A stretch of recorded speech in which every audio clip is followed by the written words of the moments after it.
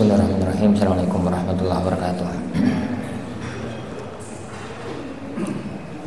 Innal hamdalillah nahmaduhu wa nasta'inuhu wa nastaghfiruh wa na'udzu billahi min shururi anfusina wa min sayyiati a'malina. May yahdihillahu fala mudilla lahu wa may yudlil fala hadiya lahu. Asyhadu an la ilaha illallah wahdahu la syarika lah wa asyhadu anna Muhammadan abduhu wa rasuluh. Allahumma salli wa sallim wa barik ala nabiyyina Muhammadin wa ala alihi wa sahbihi ajma'in. Wa la hawla wa la quwwata illa billahi rabbil alamin. Rabbi shrah li sadri wa yassir li amri wahlul 'uqdatam min lisani yafqahu qawli. Amma ba'd. Jamaah kaum muslimin, jamaah kaum muslimah, para bapak dan para ibu, ikhwani wa akhwati fiddin, azanillahu wa iyyakum. Alhamdulillah, di malam yang berbarokah ini kembali kita dipertemukan oleh Allah Subhanahu wa taala di majelis kita, majelis Sahih Al-Imam Al-Bukhari rahimahullah, pada Kitabul Adab. Tapi qadarullah, kitab yang saya bawa salah jilid. Jadi tahunya baru pas sampai di sini, terus di mobil tadi ngambil kitabnya, lo salah jilid. Jadi pinjam kitabnya Ustaz. Mana Ustaz? Hah?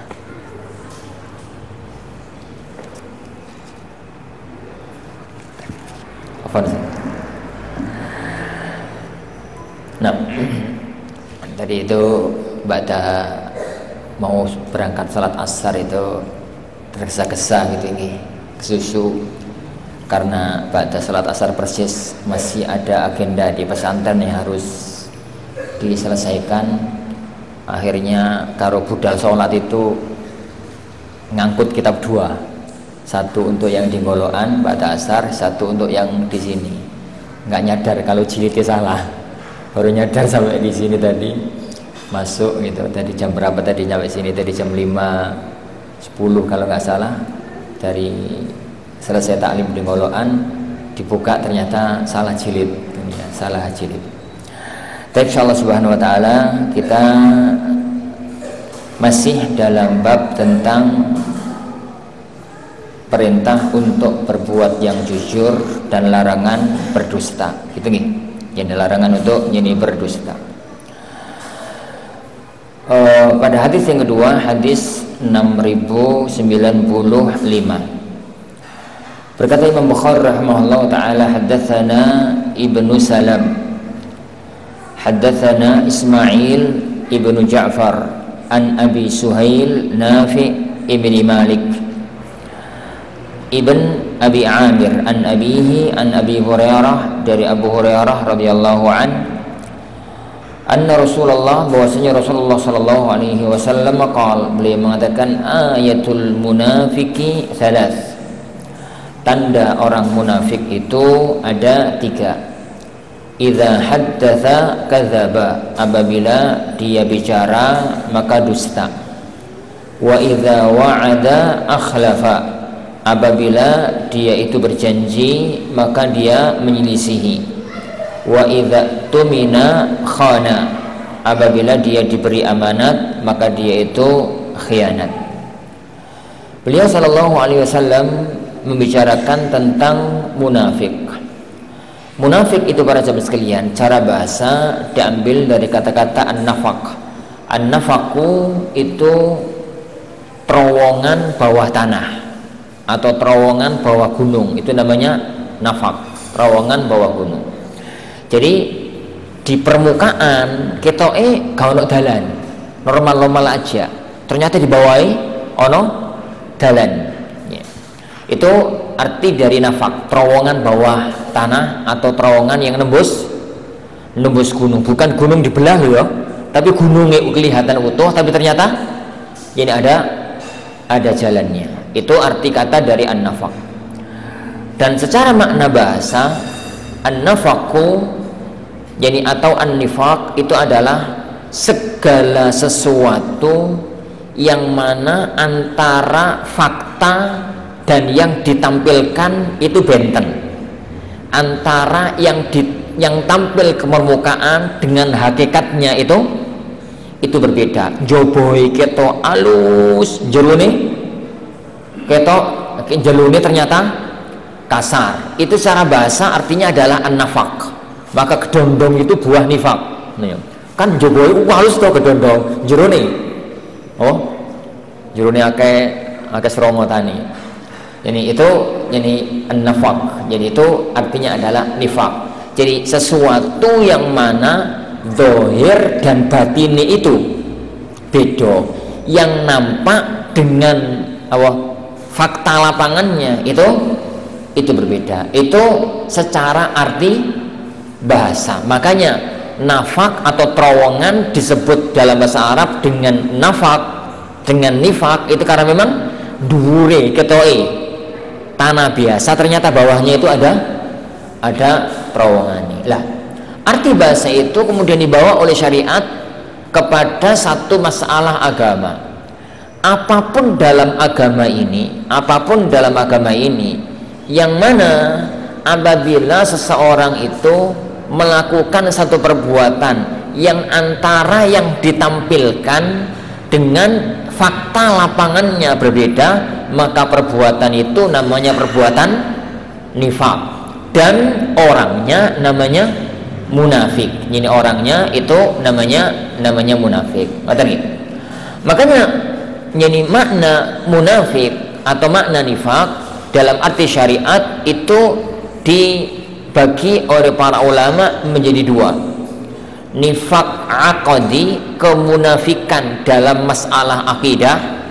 Yang kedua nifaq amali, kemunafikan dalam masalah amal perbuatan. Kemunafikan dalam masalah amal perbuatan. Jadi yang pertama itu nifaq aqdi, kemunafikan dalam masalah keyakinan. Yang kedua itu nifaq amali, kemunafikan dalam masalah amal perbuatan. Nifaq aqdi itu apa? Nifaq aqdi itu batine kafir tapi menampakkan diri sebagai orang muslim.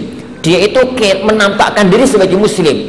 Yo mengucapkan kalimat syahadat, yo sholat, di Ramadan yo poso, nek wae kaji yo budal kaji, gitu ya. Nek wae bayar zakat yo bayar zakat. Secara lahir ketoke dia itu muslim, pakaiannya ya pakaian muslim, tapi ternyata batini dia itu adalah orang kafir, orang yang tidak percaya kepada Allah, orang yang tidak percaya kepada kerasulan Muhammad SAW. Tapi karena ada tujuan tertentu, dia itu menampakkan diri ngetok-ngetokno awae sebagai seorang muslim, dan ini adalah munafik di sisi akidah. Munafik ini yang dia itu adalah orang kafir yang mana bahayanya jauh lebih besar dibandingkan wong kafir asli.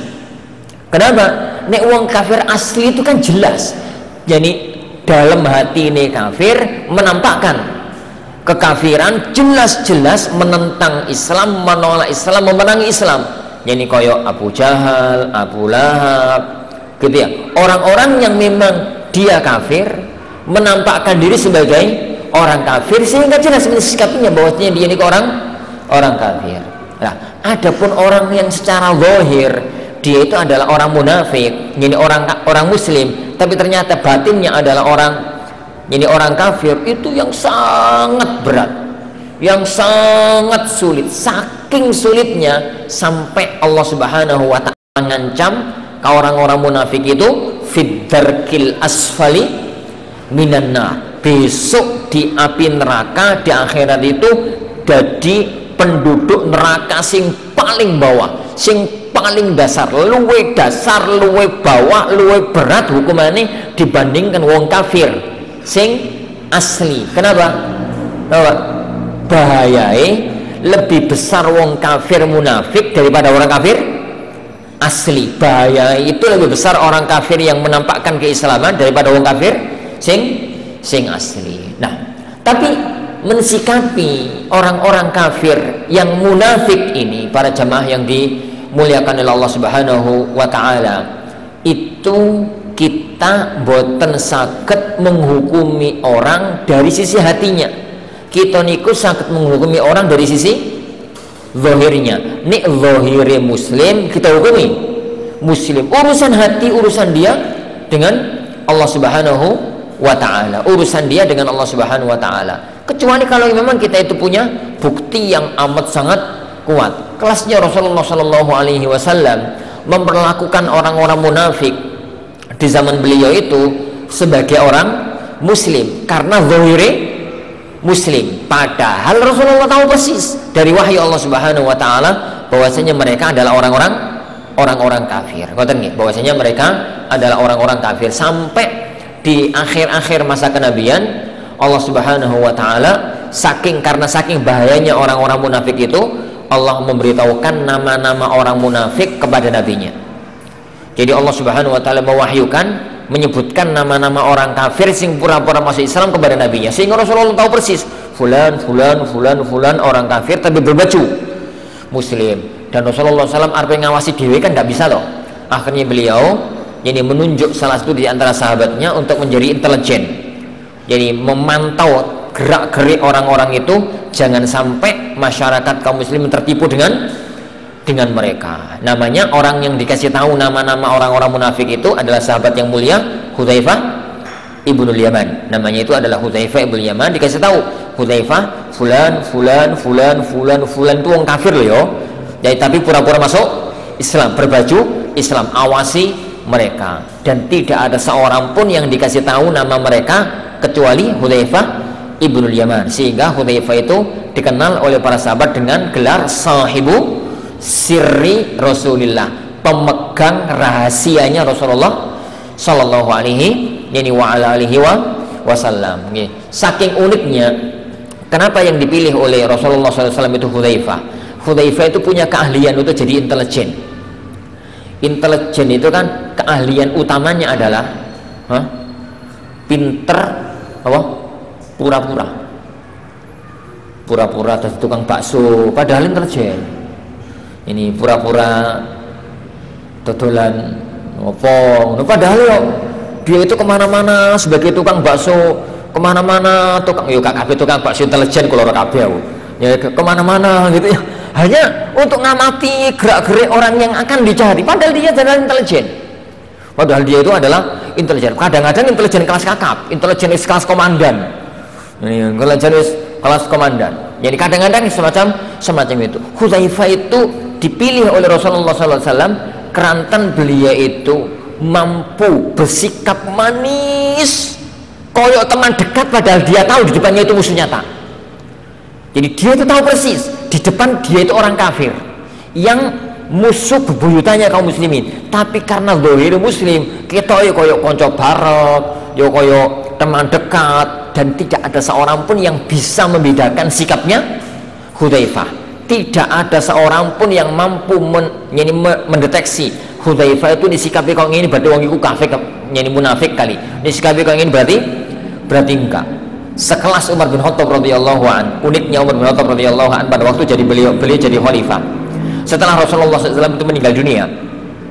Jadi zaman pemerintahan Abu Bakar, zaman pemerintahan beliau Umar bin Khattab radhiyallahu an, Umar itu punya kebiasaan. Pokok ini ono wong muslimati itu ndelok si Hudzaifah nyolati apa ora. Delok Hudzaifah teko apa enggak. Nek Hudzaifah teko nyolati, Umar melok-melok nyolati. Berarti wong ini muslim. Nek Hudzaifah gak teko, itu beliau gak mau nyolati, khawatir nih orang ini kafir. Ini Hudzaifah khawatir orang itu kafir. Sampai suatu ketika Umar pada waktu jadi khalifah itu, beliau itu saking khawatir dia adalah orang munafik, dia itu ngomong sama Hudzaifah, ya Hudzaifah, saya mohon atas nama Allah jawab pertanyaanku. Apakah Rasulullah SAW menyebut diriku sebagai salah satu orang munafik? Orang sekelas Umar loh. Hudzaifah mengatakan enggak, engkau tidak termasuk nama-nama yang disebut Rasulullah SAW sebagai orang munafik. Lalu beliau melanjutkan, Umar melanjutkan. Pertanyaan kedua, apakah di antara gubernur dan menteriku ada orang munafik? Hudzaifah mengatakan ada satu orang. Jadi ternyata orang yang sekelas Umar itu saking bahayai wong munafik sampai nggak mampu kedeteksi oleh Umar bin Khattab. Jadi beliau itu ngangkat menteri orang kafir, ngangkat gubernur orang kafir, tapi ketoi muslim. Ada satu orang, sopo rahasia lah, sopo rahasia, pokoknya ada ini satu orang. Dan setelah kamu bertanya ini wahai Umar, aku nggak akan menjawab pertanyaan apapun yang sama yang berkaitan dengan masalah. Umar tuh mikir, diperiksa satu persatu. Jadi dari semua menteri-menteri beliau, dari semua gubernur-gubernur beliau, kira-kira sopo sing tak angkat, ternyata dia itu orang kafir. Lalu keesokan harinya beliau mencat satu orang. Keesokan harinya Umar itu mencat satu orang. Hudzaifah lalu ngomong, yang dipecat oleh Umar itulah yang saya maksudkan, yaitu yang saya maksudkan. Nah, itu namanya munafik aqadi, nifak aqadi, kemunafikan yang berkaitan kali masalah akidah. Yang kedua, munafik amal, nifak amali. Dia ini akidahnya muslim, yakin seyakin-yakinnya kalau Allah itu Tuhani, yakin seyakin-yakinnya nek Muhammad itu nabi dan rasuli, yakin seyakin-yakinnya nek Al-Quran itu kitab suci nih. Dia itu yakin seyakin-yakinnya nek Islam itu agama satu-satunya yang benar. Dia itu secara akidah muslim, dia itu secara akidah mukmin, nyata-nyata mukmin. Amale itu pun menunjukkan kalau dia itu mukmin, nggih salat, nggih zakat, nggih poso, nggih kaji, nggih zahire, nggih secara zahir dia itu adalah seorang mukmin. Dari sisi keyakinan, orang ini muslim sejati, orang ini mukmin sejati. Tapi dia itu mempunyai satu penyakit, satu kemaksiatan, satu perbuatan dosa. Perbuatan dosa ini punya ciri kemunafikan. Zahir karo batine itu beda. Semua dosa dalam Islam sing mana zahir dan batinnya beda, itu adalah dosa yang disebut dosa kemunafikan. Gak hanya 3. Ini kita ambil contoh satu aja. Kenapa Rasulullah SAW menyebut tanda orang munafik, perbuatan kemunafikan itu adalah idza haddatsa kadzaba. Kenapa bohong itu kok disebut sebagai dosa kemunafikan? Munafik amal lho nggih, mboten munafik akidah. Kenapa? Wong bohong itu zahire karo batine beda. Antara lesane karo atine, apa? Beda. Jadi misalkan iki HP, aku ngerti iki HP, misalkan yo hargane 2 juta misalkan. Terus waktu ditakoni karo wong, iki hargane piro Mas? Oh iki HP. Lah piro hargane? 10 juta. Ngono. Tatkala aku ngomong ya 10 juta. Itu kan bohong, karena faktanya 2 juta. Kenapa bohong itu disebut sebagai dosa munafik? Karena lisane ngomong 10 juta, ngomong 2 juta. Dalam hatinya dia nggak tahu nih HP ini harganya 2 juta. Wedi jaran itu ke HP kok sing elek kan. Dia ngomong 10 juta. Lah kebohongan itu adalah satu perbuatan dosa yang mana antara lesan karo atine beda, dan itu ciri khas kemunafikan. Antara yang ditampilkan dengan yang dalam hatinya itu berbeda, kenyataannya itu berbeda. Lah semua perbuatan dosa dalam Islam yang ada ciri semacam itu namanya dosa-dosa kemunafikan. Itu namanya dosa-dosa kemunafikan. Ini untuk menjelaskan kenapa beliau sallallahu alaihi wasallam menyebut kenapa beliau sallallahu alaihi wasallam menyebut ayatul munafik salat. Dosa ini kenapa disebut sebagai dosa munafik? Karena inti munafik itu adalah sebuah perbuatan dosa yang antara fakta dengan kenyataannya, antara fakta kenyataan dengan yang ditampilkan itu berbeda. Itu berbeda. Itu makna nifak. Itu makna dari kemunafikan. Nah, beliau sallallahu alaihi wasallam mengatakan ayatul munafik salas. Tanda-tanda kemunafikan, ayah itu alamah. Jadi tanda-tanda kemunafikan orang munafik itu ada 3, dan nggak cuma 3 loh, nggih. Jadi nggak cuma 3, karena dalam salah satu hadis yang lainnya Rasulullah SAW mengatakan arba'un man kunna fihi kana munafiqan khalisa. Jadi ada 4 perbuatan yang apabila 4-4-nya ada pada salah satu orang, jadi ada satu orang kok mempunyai 4-4-nya ini, dia itu munafik sejati, munafik amal, bukan munafik akidah. Jadi bukan munafik akidah. Tapi kalau ada satu, berarti dia mempunyai bagian dari penyakit kemunafikan. Di hadis ini 3, di hadis yang lain 4. Kenapa? Karena penyebutan angka itu tidak menyebutkan atau tidak menunjukkan pembatasan. Jadi kalau saya memiliki uang 25.000, itu apakah menunjukkan uangku hanya 25.000? Kalau saya mengatakan dalam bahasa Arab, indi milyun, saya punya uang 1 juta rupiah, apakah kalimat saya tadi menunjukkan uangku hanya 1 juta? Jawab. Enggak, bisa jadi uangku 100 juta. Tapi kan bener toh, saya mengatakan saya punya 1 juta, bener toh? Bener, tapi kan duitku 100 juta, kan bener, gak salah toh?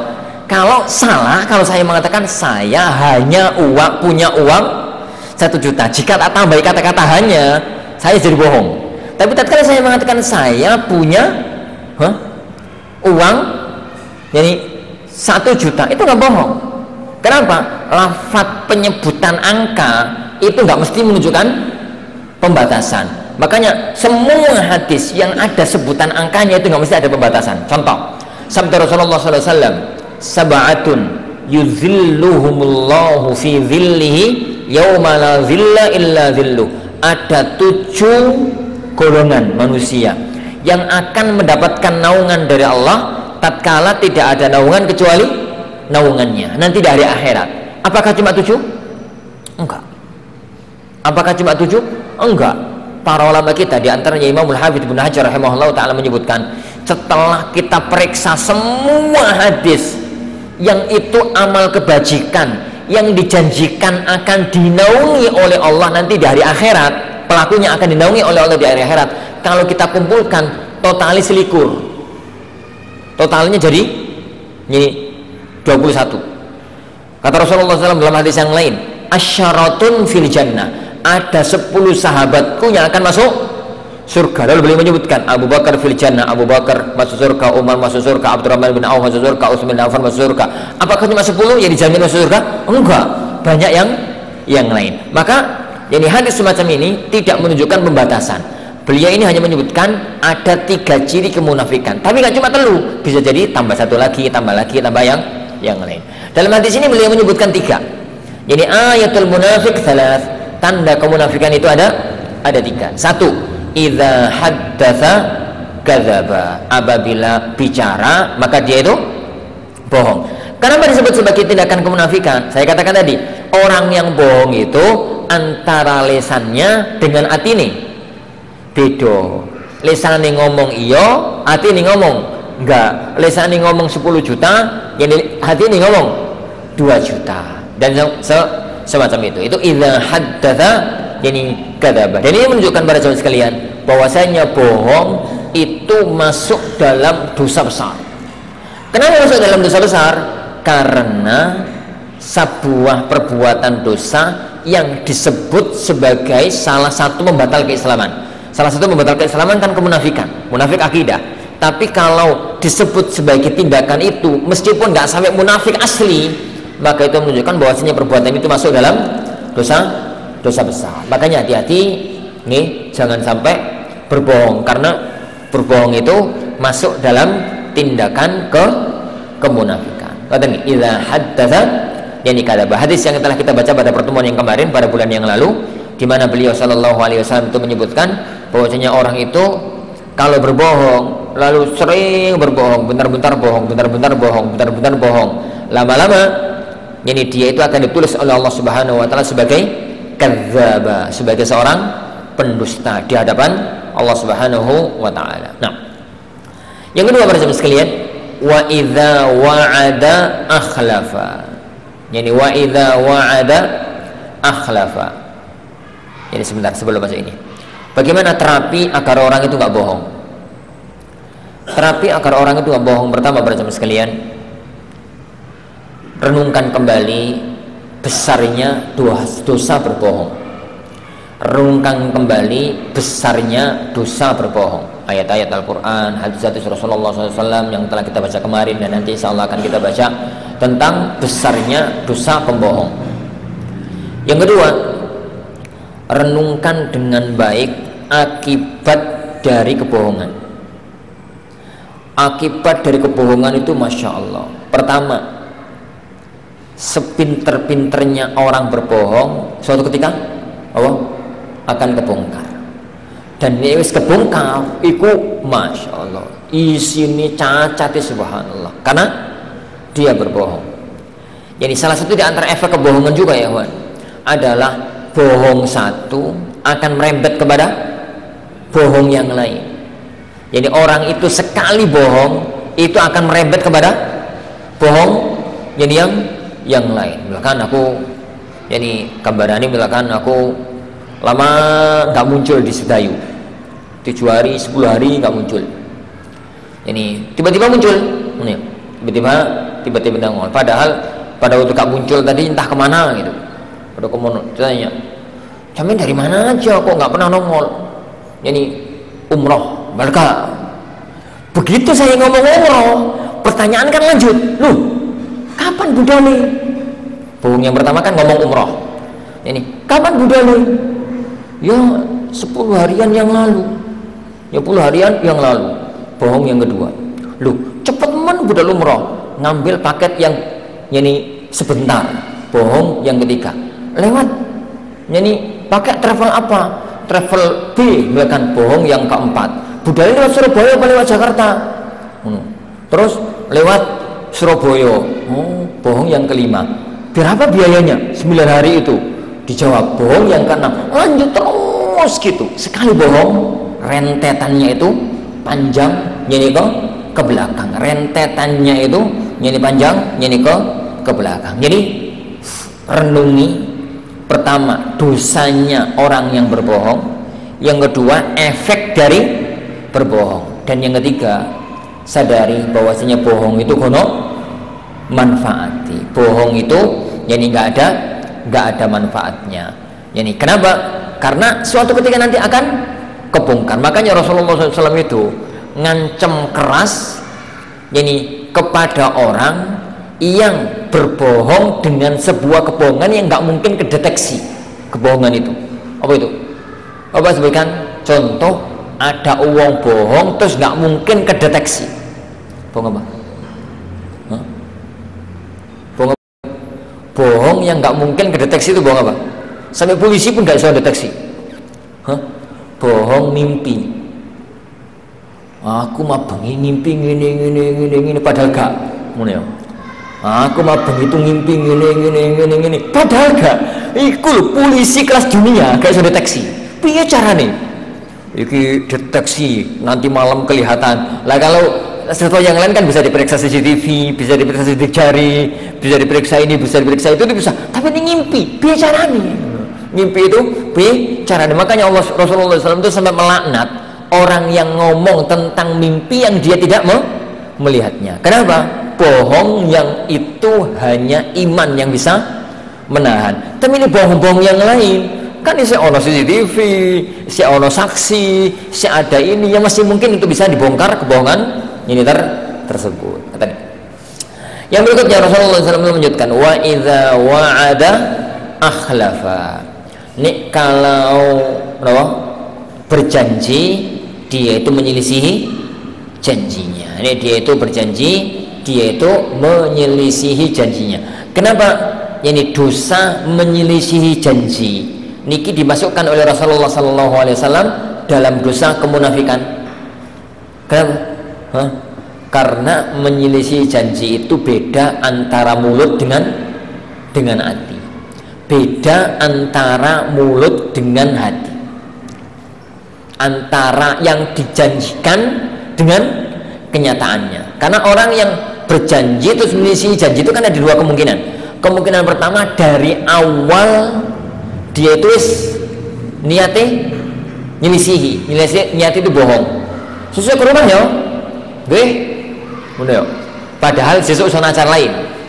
Dia itu ngomong hanya untuk membohongi. Dia itu janji, ternyata itu aku tamas. Ini minggu ngarep tak bayar.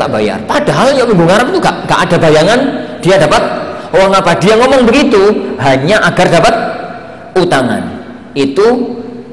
Itu dosanya dua. Satu bohong, yang kedua bohongnya janji lalu mengkhianati. Yang kedua, nggak memegang teguh janji ini, gampang nyelisihi janji. Itu juga kemunafikan, karena antara yang disampaikan dengan amali itu berbeda. Makanya orang yang menyelisihi janji itu dimasukkan oleh Rasulullah SAW dalam penyakit kemunafikan. Jadi dalam penyakit kemunafikan. Salah satu di antara adabnya Rasulullah SAW itu adalah beliau itu berusaha semaksimal mungkin untuk menepati janjinya. Beliau itu berusaha semaksimal mungkin jadi untuk menepati janji ini.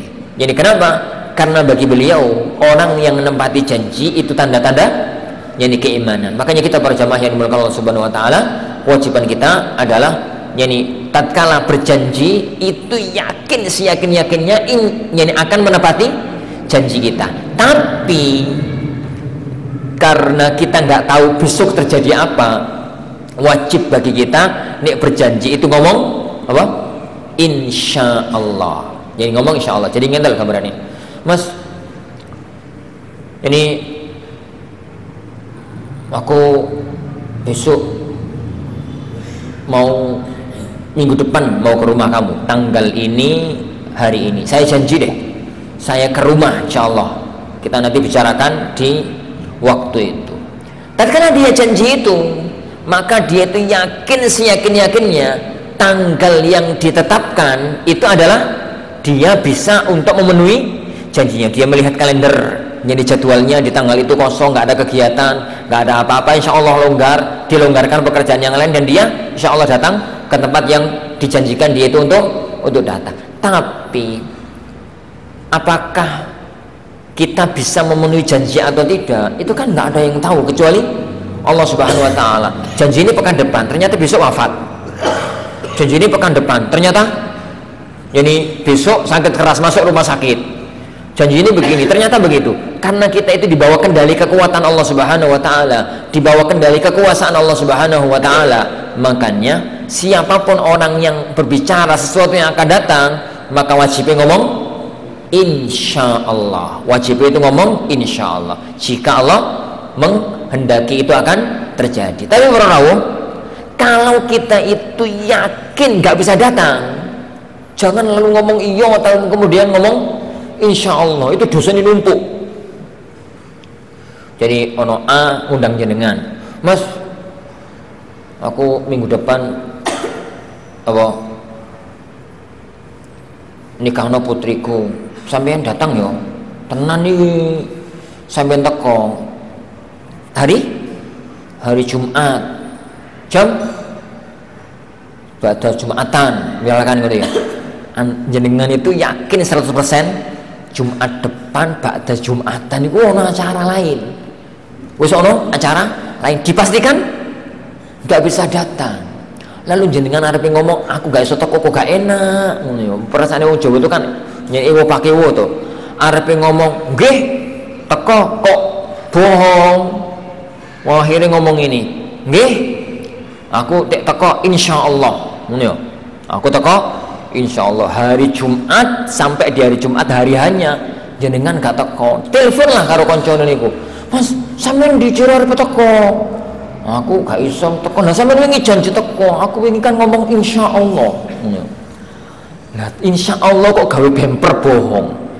Sampeyan, Mbak, ngene jenengan, Mbak, kalau ngomong nggih aku arep teko insyaallah padahal dalam hati itu yakin nggak datang, itu dosanya 3. 1 bohong, kan bohong atau dari awal bohong kok. Yang kedua apa? Menyelisihi janji. Yang ketiga melecehkan kehormatan Allah Subhanahu wa taala, melecehkan keagungan Allah Subhanahu wa taala.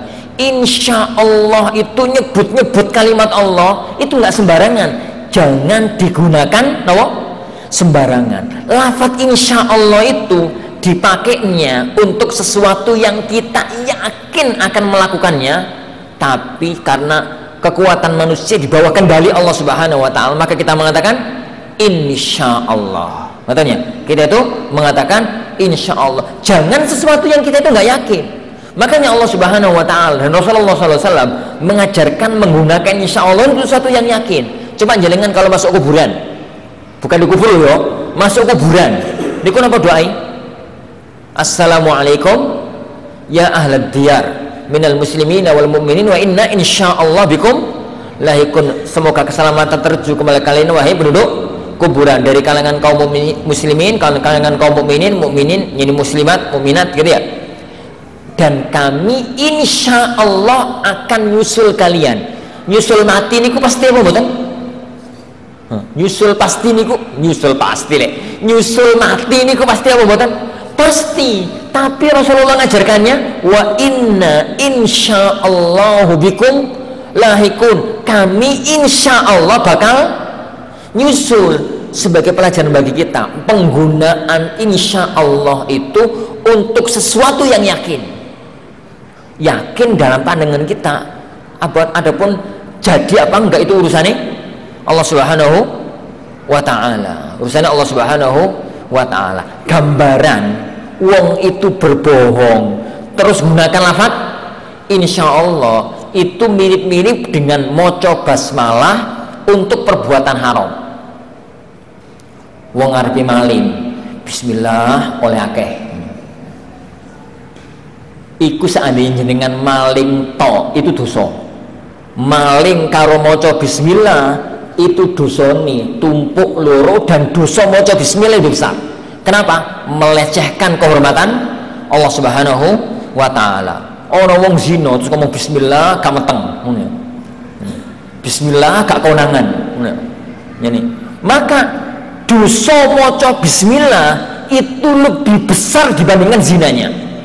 Zina itu maksiat, sedangkan menggunakan bismillah untuk itu masalah akidah, melecehkan kehormatan kedudukan Allah Subhanahu wa taala. Jadi aku gak ngajari bohong loh.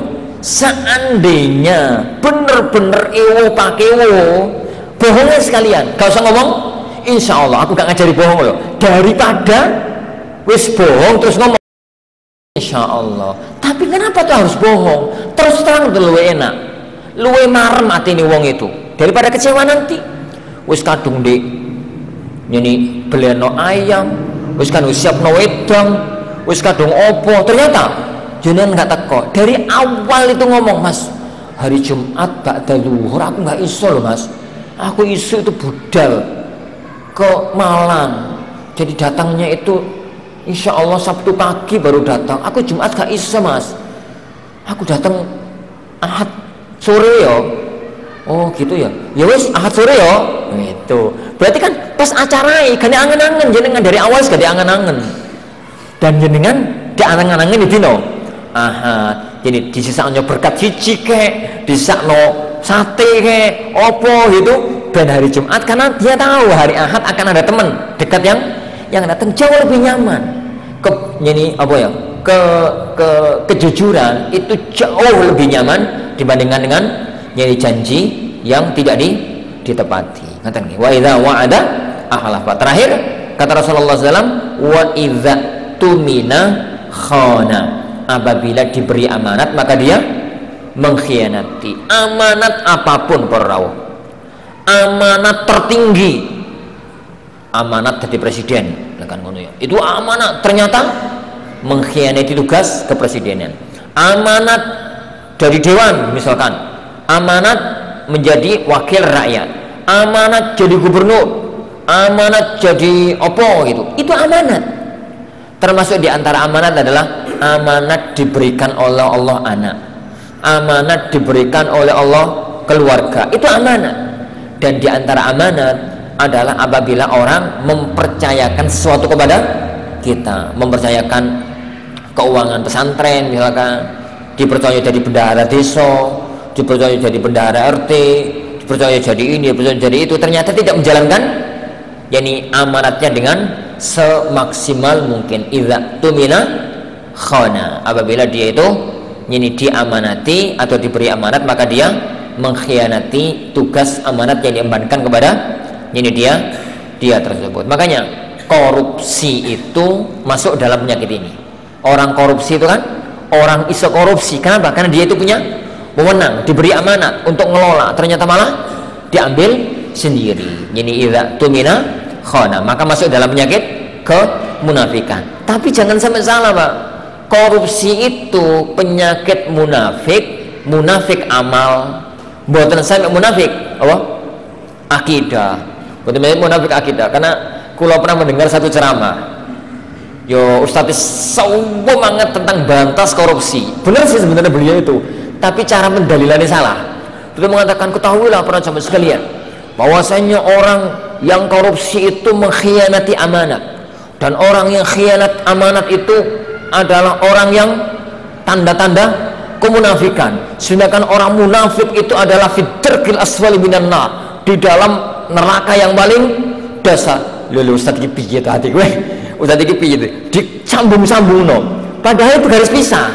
Jadi bagaimanapun juga korupsi itu kemunafikan. Iya, tapi munafik apa? Amal. Sedangkan ada munafik jenis lain namanya munafik akidah. Maka setelah kita yang menyatakan tentang hukuman korupsi, sampaikan hukumannya, hukuman khianat, hukuman dusta, hukuman ini, hukuman itu. Tapi jangan sampai dikatakan orang itu kafir kemudian dianggap keluar dari Islam. Idza tumina khana. Adapun ketambahan 1:4 yang disebutkan oleh Rasulullah SAW dalam hadis yang lain, ini tadi adalah sabda beliau SAW, wa idza khasama fajara. Apabila bermusuhan, tukaran, tengkar, itu fujur, melampaui batas. Itu melampaui batas. Jadi pada zaman sekalian Allah, Islam itu nuntut kepada kita untuk bersikap adil, sampai pun kepada musuh, sampai pun kepada musuh kita, sampai pun kepada orang yang tidak kita senangi, kita dituntut untuk bersikap adil.